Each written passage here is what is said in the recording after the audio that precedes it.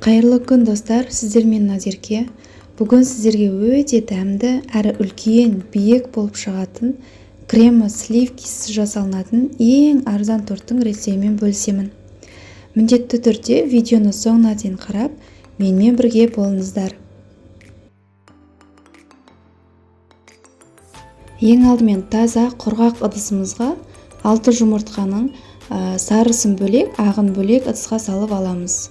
Жұмыртқаның ақ уызына сары уызы мүлдем араласып кетпеу керек. Сол кезде жұмыртқаның ағын миксерлеген кезде басылып қалмай, әдемі пышный масса шығады. Енді біз әппақ масса болғанша жақсылап миксерлейміз.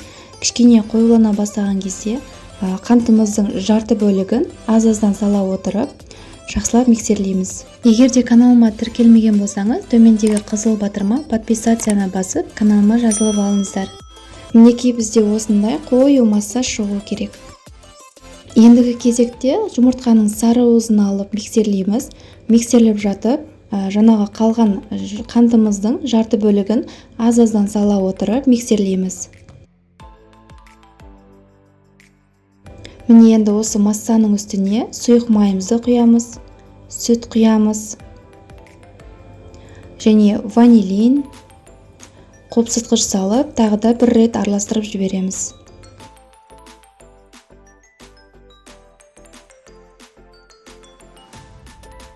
Ендігі кезекте ұнымызды саламыз. Ұнның барлық бөлігін бірден салмаймыз. Алғашында 3 ас қасық ұнды салып, жақсылап араластырып аламыз. Сосын қалған 3 ас қасықты салып, тағы да жақсылап араластырып аламыз.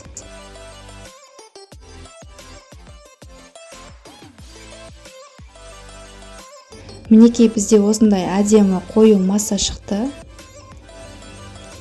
Енді жұмыртқаның ақ уызын екеуін араластыратын боламыз. Ақ уызын барлығын бірден салмаймыз. Аз-аздан сала отырып, жоғарыдан төмен қарай ақырындап араластырамыз. Сол кезде бізде жұмыртқамыз басылып қалмай, әдемі пышный масса шығады. Екеуін араластырған кезде миксерлеуге болмайды. Осылай тек қана жоғарыдан төмен қарай ақырындап араластырып аламыз. Міне бізде осындай масса шықты. Енді осыны табаға құйып пісіретін боламыз. Негізі мұнда дөңгелек формаға құйып пісірсеңіздер де болады. Мен бұл жолы тік бұрышты формаға құйып пісірдім. 170-180 градуста 40 минуттай пісіріп аламыз. Мінекей біздің массамыз осылай әдемі болып пісіп шықты.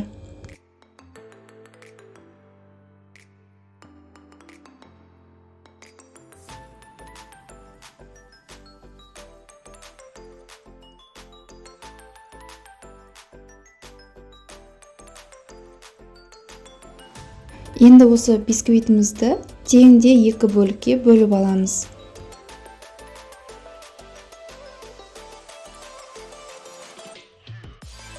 Алдымен шеттерін кесіп шығамыз. Сосын осы бисквитімізді ортасынан теңде 2 бөлікке бөліп аламыз. Арнайы кесетін кескішіңіз болса, сонымен кессеңіз болады. Болмаса, мен сияқты алдымен шеттерін аз ғана бөлігін кесіп шығамыз пышақпен. Сосын жібімізді өткізіп, жібімізді икстап, тартып, кесіп аламыз.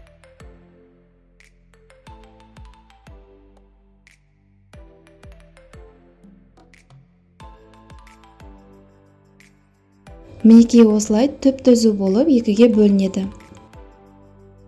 Міне бізде 4 қатар бисквит шықты. Енді крем дайындауға кірісеміз. Таза ыдысымызға 4 жұмыртқаның сарысын және қантымызды салып, жақсылап араластырып аламыз. Және ванилин қосамыз. Сосын 3 ас қасық кукурузный крахмал саламыз. Жақсылап араластырып аламыз. Бізде массамыз кішкене қоюланып қалды. Сол үшін аз ғана сүт құйып, толықтай араластырып жібереміз. Сосын қалған сүттің барлығын құйып, бір келкі масса болғанша тағы да араластырамыз.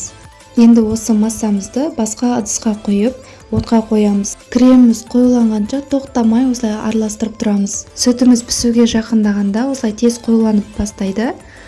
Тоқтамай қозғап отырып, шамалы отта ұстаймыз. Кремімізді осылай басқа ыдысқа салып аламыз. Енді бетін пищевой пленкамен бетіне тигізіп тұрып жауатын боламыз. Және осыны толықтай суытамыз. Енді таза ыдысымызға бөлме температурасындағы 500 грамм сары майымызды салып, жақсылап миксерлейміз.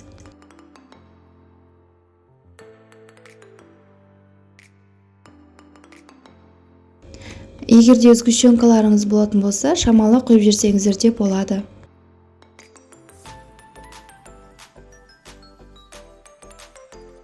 Мінекей бізде осындай масса шықты. Енді жаңағы дайындаған кремімізді аз-аздан сала отырып миксерлейтін боламыз.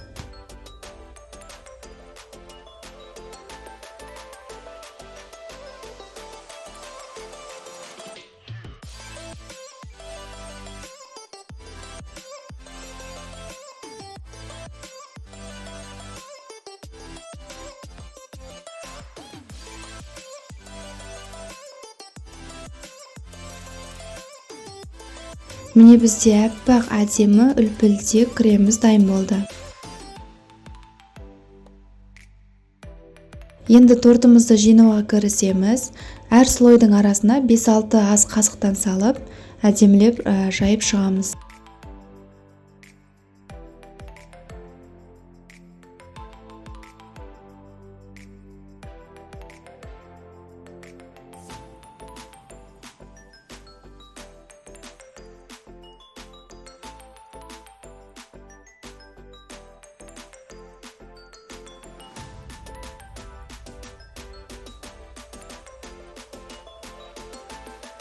Ең соңында кремді үстіне, жан-жағына, барлығына толықтай кремді жағып шығамыз. Мінекей кремімізді жағып тегістеп шықтық. Енді жанына печеньені үгітіп себетін боламыз.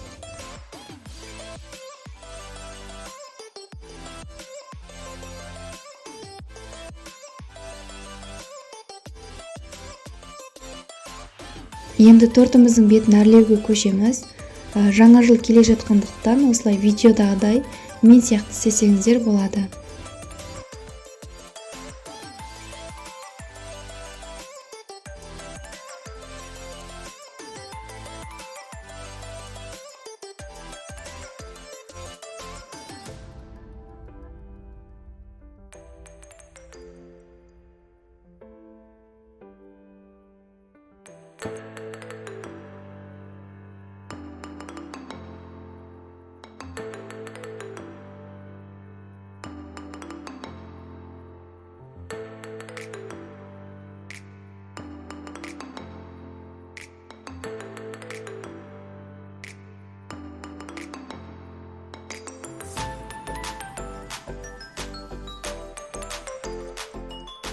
Мінекей тортымыз дайын болды.